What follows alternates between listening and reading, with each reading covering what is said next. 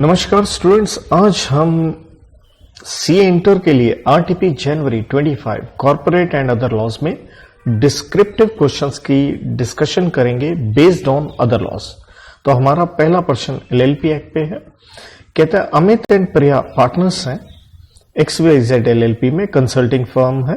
प्रिया ने अपना address change कर लिया but she forgot to notify the LLP. तो देखिए सेक्शन 25 में आप पढ़ते हैं, आप एड्रेस वगैरह नाम बदलते हैं, 15 दिन में एलएलपी को बताओ। भूल गई, नॉन कंप्लायंस है। एक महीने के बाद अमित का कजन रमेश ने एक्सप्रेस किया है इंटरेस्ट इन ज्वाइनिंग, और अगर कोई नया पार्टनर आ जाता है तो देखिए एलएलपी को रजिस्ट्रार को बताना होता है, समय होता है 30 दिन। कहता है however XYZ LLP did not immediately update the registrar, क्योंकि एक तो प्रिया को बताना था लेकिन बाद में प्रिया के बारे में रजिस्ट्रार को आपको बताना था 30 दिन के अंदर, और नया पार्टनर जो आ गया रमेश उसके बारे में बताना था। कहता 2 months after Ramesh joined the LLP filed a notice with the registrar about these changes, advise the LLP about the default on the part of LLP की जो भी कंप्लायंस आपने नहीं किया।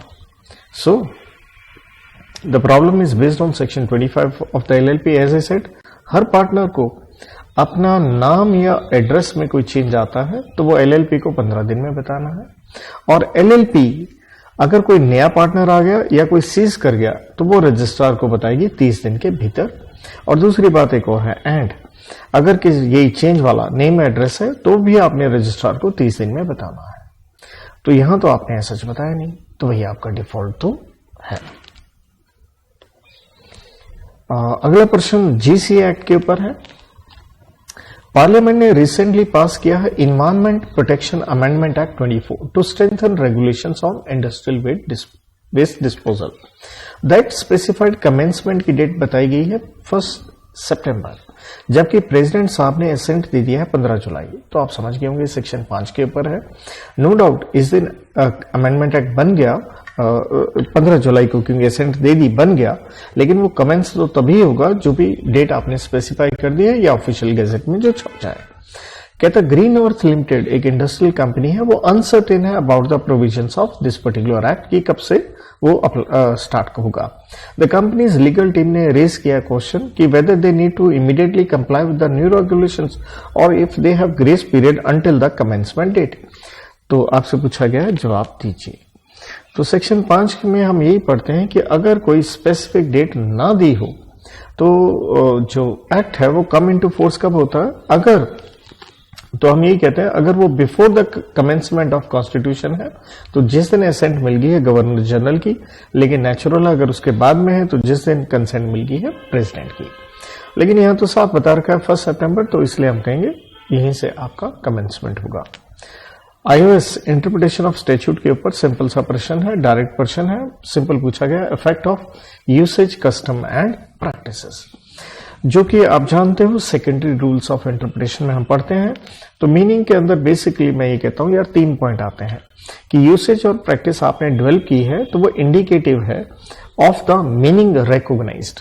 नंबर 2, चाहे वो प्रैक्टिस नोटोरियस क्यों ना हो, लेकिन अगर यूनिफॉर्मली फॉलो की जा रही है और इनएक्शन है लेजिस्लेचर का उसको अमेंड करने में, तो हम यही मान के चलते हैं it is based on correct understanding of law.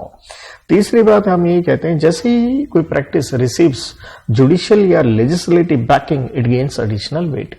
इसके साथ में 2 लैटिन मैक्सिम हम पढ़ते हैं, ऑप्टिमा लिगम इंटरप्रेसिट constitudu, which means custom is the best interpreter of the law, and contemporanea expositos optima et fortissima in legem, मतलब the best way to interpret a document is to read it as it would have been read when made। तो direct सा question था।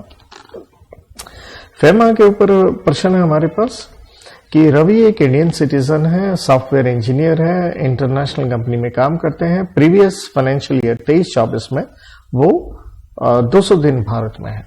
तो natural है इस साल, ये साल हो जाएगा 24-25, यही आपसे पूछा होगा। देखिए तो वो स्टेटस किसके ऊपर डिपेंड करता है, पिछले साल के ऊपर। तो हम यही कहते हैं कि अगर आप मोर देन 182 डेज हो तो आप बन जाएंगे परी अंडर सेक्शन 2 क्लॉज वी के अंदर, that means person resident in India. ठीक है जी। लेकिन देखिए अप्रैल में लेकिन हम ये भी कहते हैं FEMA के अंदर आपका residential status on a particular date देखा जाता है।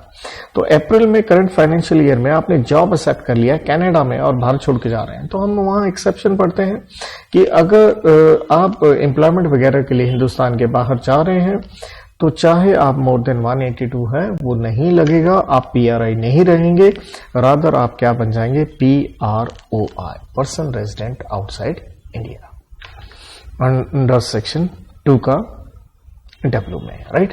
वो 3 काम आपको मालूम है, एम्प्लॉयमेंट, बिजनेस और तीसरा है एनी अदर पर्पस जो इंडिकेट करे आपके intention to stay abroad for an uncertain period. तो इसके साथ यहाँ पे सारी चीजें RTP की समाप्त होती हैं। Wish you all the best. Thank you.